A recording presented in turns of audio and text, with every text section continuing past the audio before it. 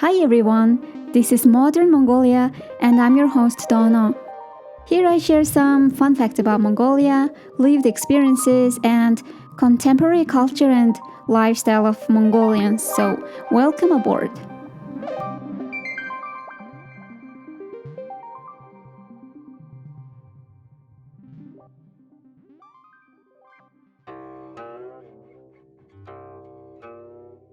Okay, today I'm talking to Yumzhana Sui, who is a talented artist and a activist studying here in Ulaanbaatar as a fashion designer.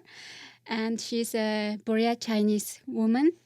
And we have known each other for, I think, around a year now. Yeah. We met when I was running my tiny little thrift shop.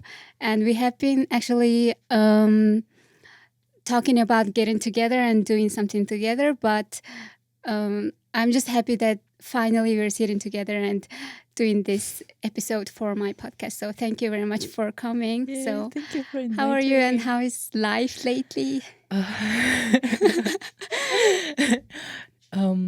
Yeah, it's so strange to hear my voice. I know.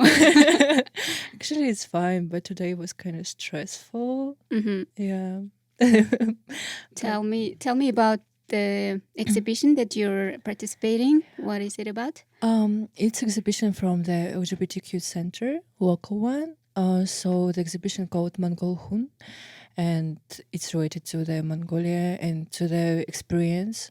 So I know that I'm not Mongolian, but I'm Buryat. So Buryat are the parts of Mongolian. So I asked if I can join and participate. They said, yeah, sure. So yeah, now I'm participating. That's so nice. And where is it happening? I also want to check out. It's happening in that gallery. Oh my god, it's in the Taube. It's Union Artist. Yes. I forgot the full name. It's I think it's Orchuting Union of the Mongolian Artists. Yeah. It yes. is. Yeah. Okay. It's on the second floor. One. Okay. Noted. So, I just want to say that it's really nice to sit with someone else and talk, because for my podcast I have been doing solo episodes and I was so sick of just listening to my own voice. Thank you. Okay. So I just want to start talking about how do you feel like just living in Ulaanbaatar. Just share your, like, I don't know, favorite spots or favorite thing about Ulaanbaatar, or is there something that you hate or just like that? Yeah, actually it's been a year already and I feel so embarrassed that I still don't know Mongolian that well. It's still on like such a basic level, but yeah. It's fine. Yeah, but it's so I don't know, I can't even imagine that it's been a year already, but yeah, I think I get used to the life. And now I have a lot of friends who came from Buryatia as well. Yeah, so sometimes we're just sitting and sharing our experience, and I think some of them are still not get used to that to some points of UB's life. I think I'm like already like assimilated to that. Yeah. Could you share like what are those experiences that your friends had shared that they find it difficult to like cope with? Yeah, actually all my friends are freelancers and they are working like in art fields, different part of like some directors, photographers, designers and stuff like this. And I've like I have so much stories about people are like, I don't even say how to say that, like getting situations when people just like disappearing or just like fucked up, and I don't know. And today I met my friend, and he's photographer, and he works in Michelle Amazonka, and and he was like, oh, like how you don't get used to that, because like I went to the printing house and the print was already supposed to be ready for the exhibition, so I came and they're like, oh, what? We don't have anything like, because like I think that one person, she forgot to tell that they need to print or something like this, and I think I mean like it's okay because like they have a lot of work and they just started their company, but I was in a rush because like I needed to go with one place and then to go there. So I was like, oh my God, can you do it faster? And they're like, we don't have this material. I was like, okay. Yeah, I think maybe it's, I don't know, Mongolians being unreliable or not consistent. Yeah. Actually, I think that's the thing in Ulaanbaatar, I think. It's a huge For example, thing I think in here. when we find some place good, like for example, a coffee shop or a restaurant, and we think, oh, that place is really good. And when we want to come back the next time, it's closed, already closed. So there's no consistency, or it says it's working on the Google map on Sunday, and when I go there, it was not working actually on Sunday. So I think that happens. Yeah, it's like a common situation in here. You can't trust anything. Like, Yeah, I think you. I think Yeah, I'm having trust issues. living in Ulaanbaatar. Yeah.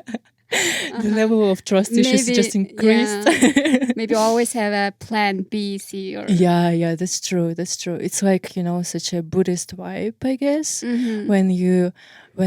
When something is just went wrong and you're just like, okay, so what can I do now? And you always have a plan B on your mind, or a plan C. Yeah, for real. Yes, kind of like going with the flow and just adapting to the situation. Yeah, be in the flow. Okay, so could you tell me about like how do you feel living in Mongolia as a Buryat, as a minority member? So do you have any experience to share that, like how Mongolians' perception about Buryats? I can start the story from last year. It's not can be on. Oh my God, I'm losing my language. Okay, it can be not only about like how Mongolians see Buryats, but also like just like experience of being minority of. Of dictatorship government.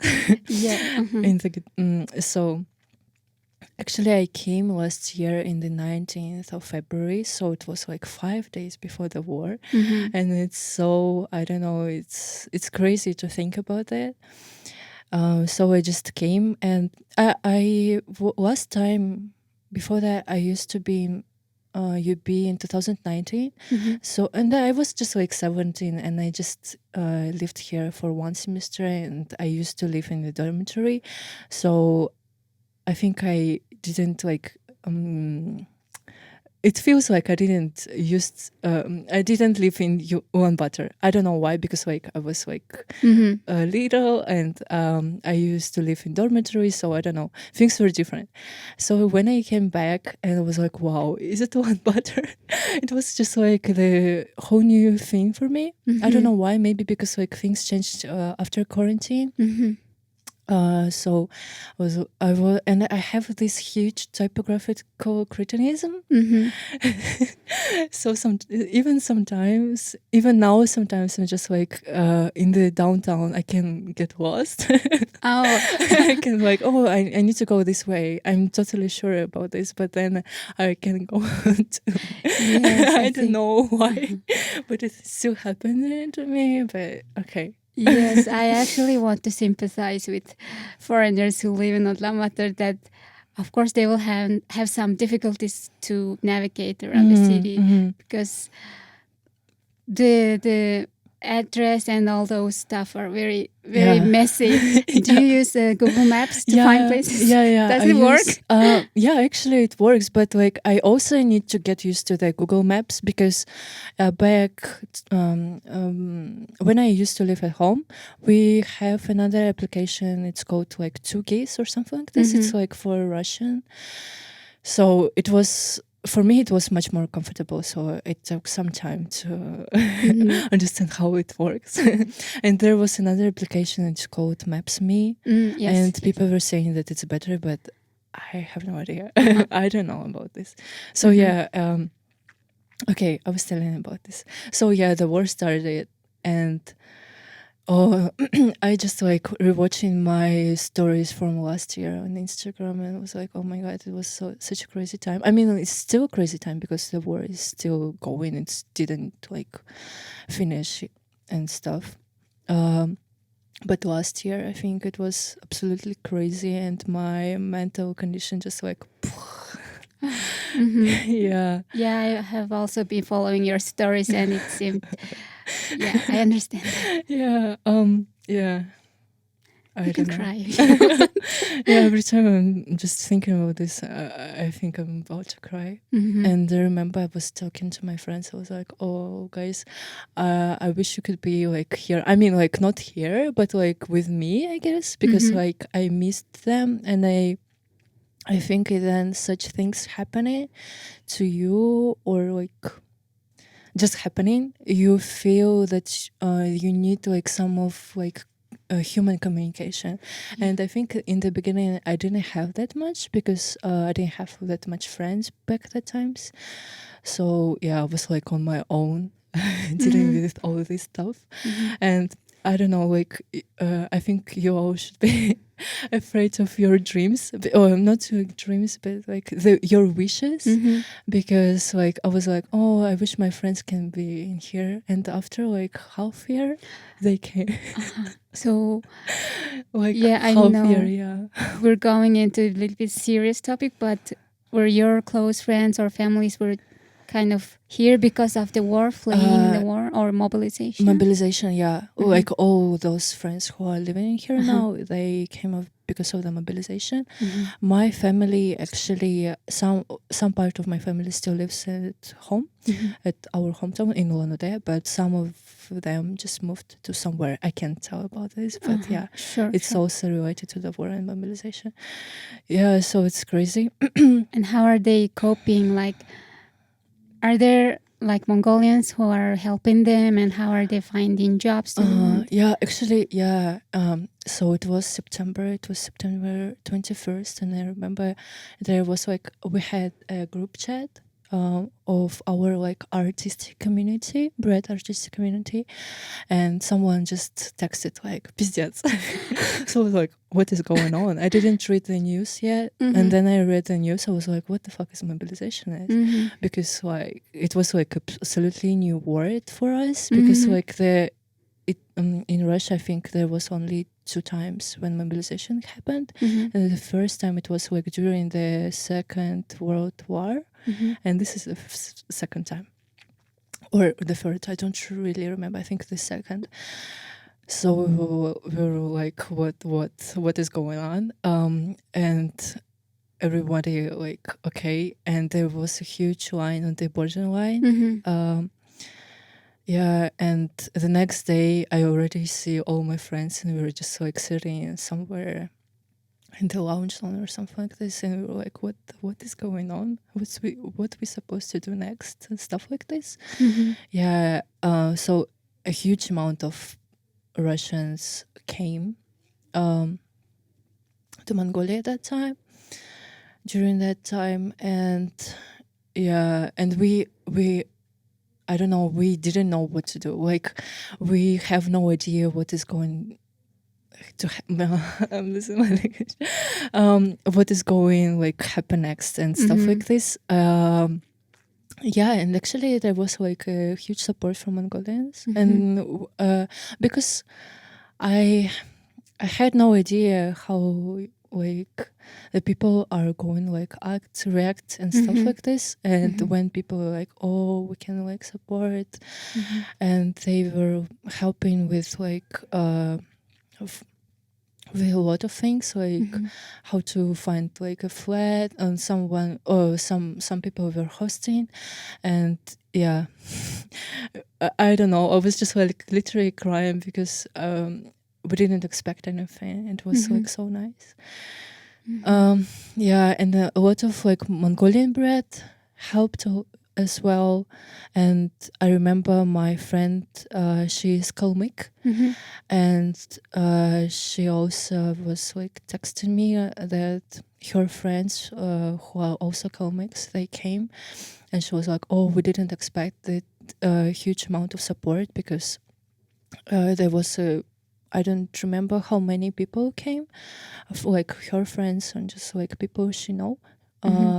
And they like one Mongolian, he just like, oh, you can live at my house. So like all this like maybe 10 people, they just lived at his house. It was like so nice. That's very nice. Yeah. And is it like kind of getting better now than the last September, or? And what are your friends are planning in the future? Is it still uncertain, or are they trying to immigrate to, I don't know, other countries, or trying to settle here or go back? I think actually a lot of people used Mongolia like a transit country. Yeah. So a lot of them moved to somewhere like, I don't know, like Thailand or like USA or something like this, or maybe Korea. I have no idea. Yeah, so but some of them stayed. But it's kind of hard to stay here because it's hard to get like a visa to permission to live, because we can live here only for 30 days without visa, and we can go to the like embassy and get plus 30 days, like 60 days in total. Yeah, and after this, so yeah, guys were living here, and then like, what to do next? So some of them moved somewhere else, and some of people are actually coming back now. Yeah, we are trying to. So a lot of them actually like get some like kind of study visa. So but they're not like study. They just paid and that's it. Yeah. I hope that it's it's not like confidential information. Yeah, please don't like feel obliged to like tell everything. Yeah. Just So they are living here for one more year, and I'm asking like, what are you planning to do next? And they have no idea. But now, no, actually, like a lot of people who are working freelance, they stayed, and some of the people who, I don't know, have another kind of job, like maybe they were like doctors or something like this, they didn't find anything, so some of them had to come back. Yeah, and some of them I have no idea what they do. So yeah, mostly like people who are freelancing, they stay. Yeah, I just can't imagine that, because I think I would never get that experience just as you're experiencing it. So I just want to say I'm sorry, and I hope the situation will get better. And I think we just need to like, I or someone else, we can't offer like solution, but we just need to still talk about it and be vocal about what's happening. Yeah, because like everything is not finished, and like there is still a mobilization actually, but they are making it more quiet. It's not like it used to be, because actually like maybe in the central part of Russia it was like quiet and not that much people get mobilized, but in the regions somewhere like in Buryatia, Kalmykia, there was a huge amount of people. Yes, Russia, yeah. They're mobilizing. They're kind of doing kind of ethnic cleansing. Yeah. They're mobilizing the minority. Yeah. I mean, yeah, that's true. Yeah, and actually they like made this war. They made Buryat the face of this war, like because I don't know, I think it was like a strategy, because like, oh, how like Slavic or white Russians can kill someone. It's all those indigenous people who are like, I don't know, like crazy and stuff. Yeah, so they made us the face of the war for real. And while they're doing this, they're kind of creating that narrative that these people are kind of wild and crazy. Yeah, of course. I mean, like, there's even like a term like I forgot how is it called, but it's like related to the Buryats.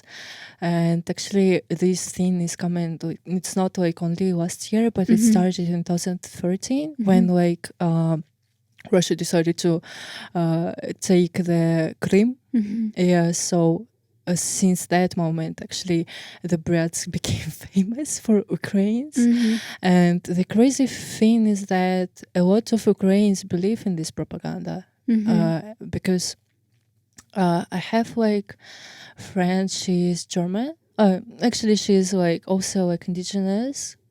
She's from Komi, but she lives most part of her life. She lives in Germany, and she also have like a lot of Ukrainian friends, and she's like helping them. Who like migrated to Germany and stuff like this, and they also like saying about this. So they also like being kind of racist in this kind of thing, because like and she's telling that she's not like Slavic Russian, and she's not like white Russian, and they're like, oh, you're like bread or something. So yeah, but oh my god, but there is like a huge amount of indigenous people in Russia, and people still don't get it, and that they also don't get that actually like on this war the percent of like indigenous people on this war is like a little amount actually, and mostly it's like white Russians, obviously. Yeah, but they've made us the face of this. Okay, let's move on to another topic. Yeah, I mean, like I can't talk about this for hours, I guess. Yeah, I understand that. Okay, let's move on to the concept of home. Because I like this subject because I saw your story. Yeah, I remember you you reposted it. Yeah, shared about like that, like having this feeling of not belonging to anywhere and not feeling home, something like that. Yeah. And I actually related a lot to that. Like 2-3 years ago, I came back from Hungary, and I was actually living at my own home where I grew up, but I was not feeling home, and I was kind of wondering, like, I was thinking and reflecting about what does home mean to me, and that was very interesting period for me. So for me, I actually realized that it doesn't matter the outer circumstance. The home won't be kind of described by my outer circumstance. However, I just need to feel like to be on my own space and something like that. Yeah. So what was your feeling on that, and how do you feel? What are your thoughts on this? Yeah, actually, it's so true. Concept. Like your words, because I also trying to come to this idea now. But so in March, I don't know, like in March when I was in Germany, I was like I felt homesick, but I was here just only for like half month. But still, I was like, oh, I want to go back to Mongolia, because I think it was still like kind of wintering here, and there wasn't any sun, and in that moment, I just understood that I'm so addicted to sun. So I was like, oh my god, I can't wait. Then I come back, and then I came back. I understood that I cannot feel absolutely like home in here somehow. I don't know, I just had this feeling. And I also felt that at my home, like at Ulan-Ude, I also can't feel like home as well, because for me, home is some like space where you can feel safe. And I absolutely cannot feel safe right now. And I was also like asking my like mates, bread mates, how do they feel about this, like about home. And I think we are all homeless right now in some kind of way. Oh yes, that's a really good way to put it, I think. Yeah. So, and also I was thinking that I also have like my relatives in China, but I haven't been in here for like 10 years already, and it's crazy. So yeah, I feel like homeless, I guess. But I started to come to idea that I think home is supposed to be some place. It's not like some kind of place. It's like just your inner feeling, and home is there you are. Yeah. So, and like Earth is our home in general. in general. After all, Exactly. yeah. So I'm trying to come to this feeling right now. Yeah, but it was like a huge topic for me because so I was like, I don't know. Yeah. Also, it relates to your identity. Yeah. And feeling of belonging to a bigger nationality or something like that.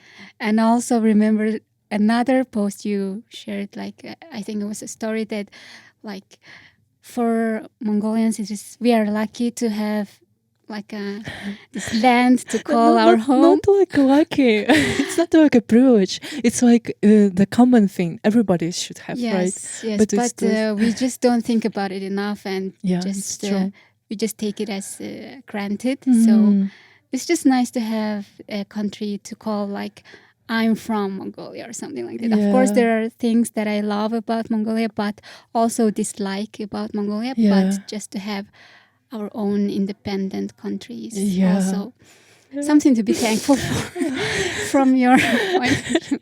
Yeah, that's true, because I don't know, I just have this huge dream. I'm not really sure if I can say that, but like I have a huge dream of Buryatia becoming independent, like Buryatia was. Yeah, not so related to the anything.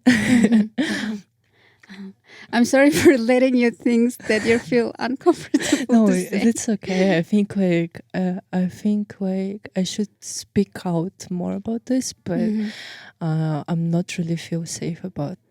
I understand you totally. Yes, these kind of things. Yeah. I just hope that my like agent doesn't know English. Your agent, my personal. Okay. So how would you describe, in general, Mongolia in 3 words? I remember this question, and I was like, okay. And I was thinking about this, and okay, and I forgot. What comes first in your mind when you think of maybe Ulaanbaatar or Mongolia? Maybe like something comfortable. I don't know, like something like soft. I can't describe it. Like, but soft. Yeah, like comfortable or soft, something like this. And those. That is interesting for me because I would never think of like softness or. I know, right? Yeah. I also sometimes like, because it can be like so rough and stuff, but I don't know. This is the thing that just come to my mind, and also I think. I think I just can like imagine like pictures, not like the words. And the pictures come into my mind is about like the sun is shining and like those mountains. I'm in love with it. Like that you can be like anywhere and still you can see the mountains. So maybe like mountains or sun, like or nature in general. Yeah. And the third one I think it can be like air pollution or like traffic jam. It's a fact. Yeah. So I think this is the questions that I always ask from the guests. What would you say to the foreigners or travelers? What would you want them to know? Like if they're coming to Mongolia or living in Mongolia, like maybe a culture shock you experienced or something that you want them to know about Mongolia? Cultural shock. Or caution or something that you did that they wouldn't expect here. Actually, our culture is really similar, so I didn't like experience that like cultural shock or something. But maybe personal space. There is no personal space. So yeah, in the beginning I think I had to I need to get to used to that. Yeah, especially when you're like in a public transport or something. Also what? Maybe traffic jam. It also can be like and Yeah. that people can like disappear in this country. When you trust with them with something and they just disappear. Yeah. It's also you need to be prepared for Okay, this. these are great because I also I'm also very annoyed with like having no sense of personal space, and just sometimes I'm really annoyed. Yeah. even with my mom and like Yeah. those are really great points. Okay. So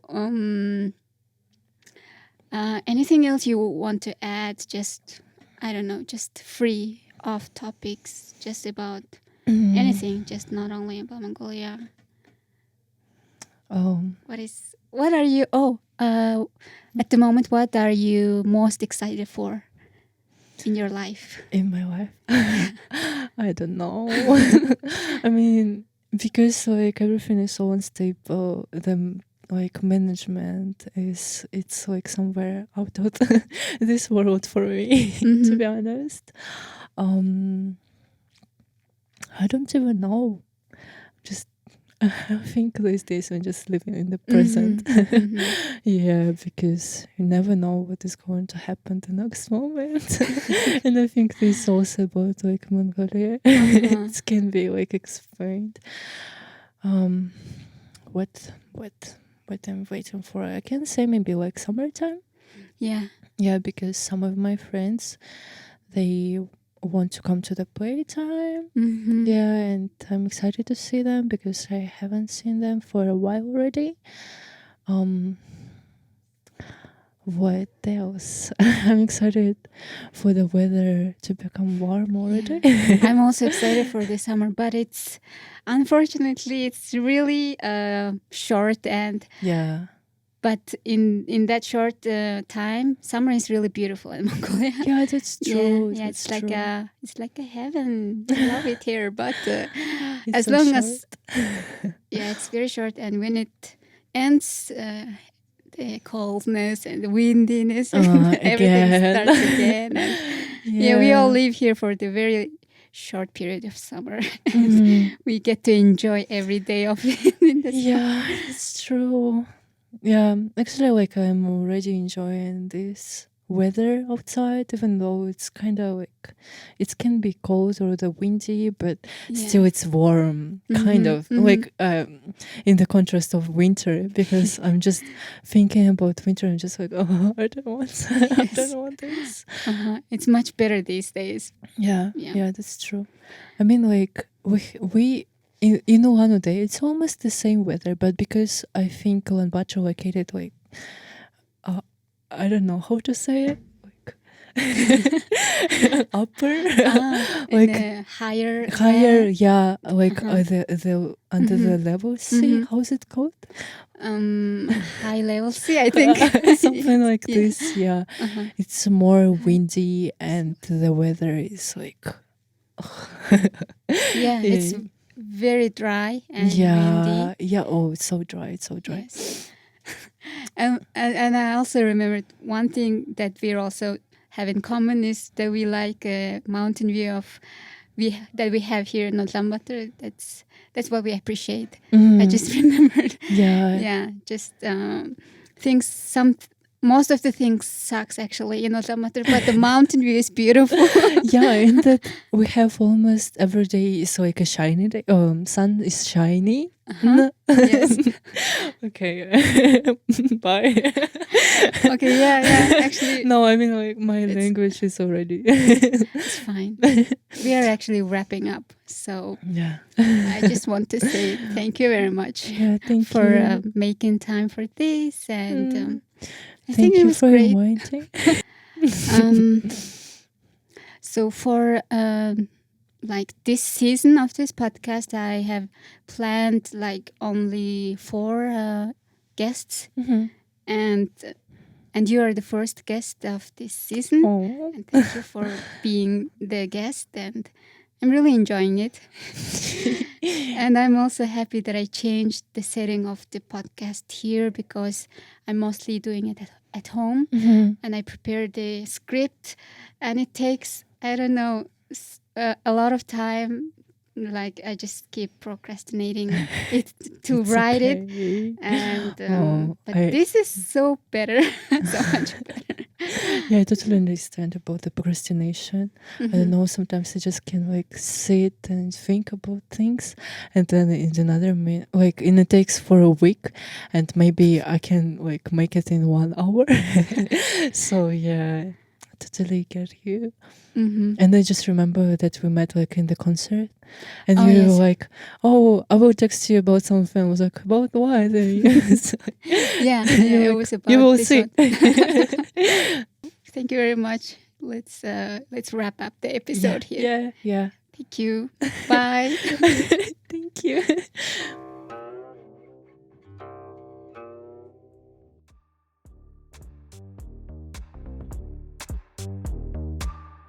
Thank you for listening to this podcast, and if you'd like to keep up with Mongolia, make sure you subscribe on Spotify, Apple Podcast, and everywhere else.